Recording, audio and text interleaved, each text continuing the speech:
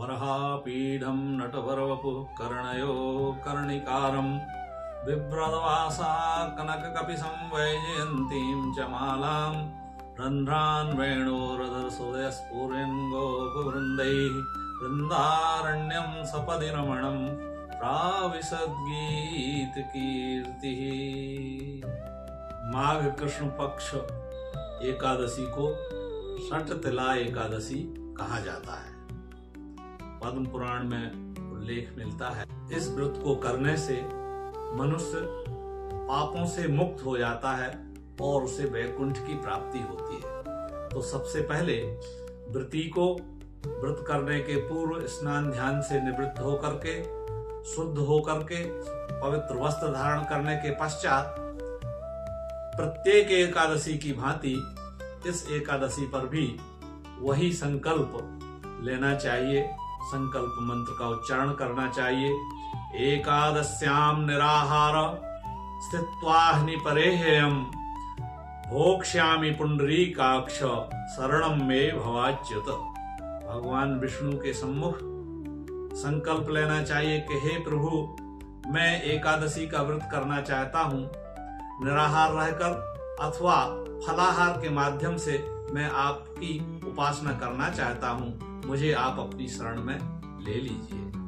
इसके पश्चात एकादशी का व्रत का महात्म्य सुनाते हुए पद्म पुराण में एक प्रसंग आता है कि युधिष्ठिर ने भगवान कृष्ण से जब प्रश्न किया, तब भगवान कृष्ण ने पुलस्त्य मुनि और दाल्भ्य मुनि का प्रसंग निरूपित किया।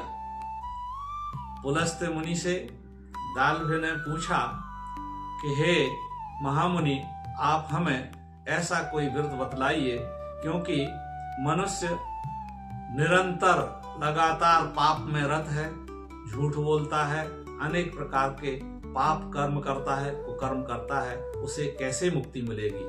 तब महामुनि ने यह प्रसंग सुनाते हुए कहा कि माघ मास के कृष्ण पक्ष की एकादशी को षटतिला एकादशी कहते हैं और उस दिन भगवान विष्णु का पूजन करना चाहिए।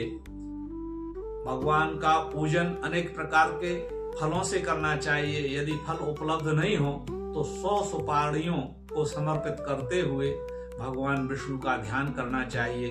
शांताकारं भुजगशयनं पद्मनाभं सुरेशं विश्वाधारं गगनसदृशं मेघवर्णं शुभांगं लक्ष्मीकान्तं कमलनयनं योगिभिर्ध्यानगम्यं वन्दे विष्णु भवभयहरं सर्वलोकैकनाथम्। इस प्रकार से प्रार्थना करते हुए उन्हें अपना दैन्य भाव निवेदन करना चाहिए और व्रत करने के पश्चात, पूजन करने के पश्चात तिल का दान करना चाहिए। इस दिन तिल का 6 प्रकार से उपयोग किया जाता है। तिलस्नायी, तिलोदवर्ती, तिलहोमी, तिलोदकी, तिलदाता च भोक्ता च षटतिला पापनाशिनी। एक पूर्ण पात्र तिल भर करके किसी सुयोग्य आचार्य को दान करने से और उन तिलों को बोने के पश्चात जितनी शाखाएं फूटती हैं उतने वर्ष वह व्रती, वह एकादशी का साधक, भगवान विष्णु का अर्चक वैकुंठ में निवास करता है। यही इसका फल है। इसलिए तिल का स्नान करना चाहिए, तिल का उपटन करना चाहिए, तिल का होम करना चाहिए, तिल का भक्षण करना चाहिए और तिल का जल पान भी करना चाहिए। इस प्रकार से तिलदान करने के पश्चात भगवान विष्णु का स्मरण करते रहना चाहिए।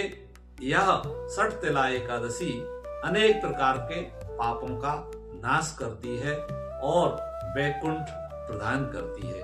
यही इस एकादशी का संक्षिप्त महत्व है।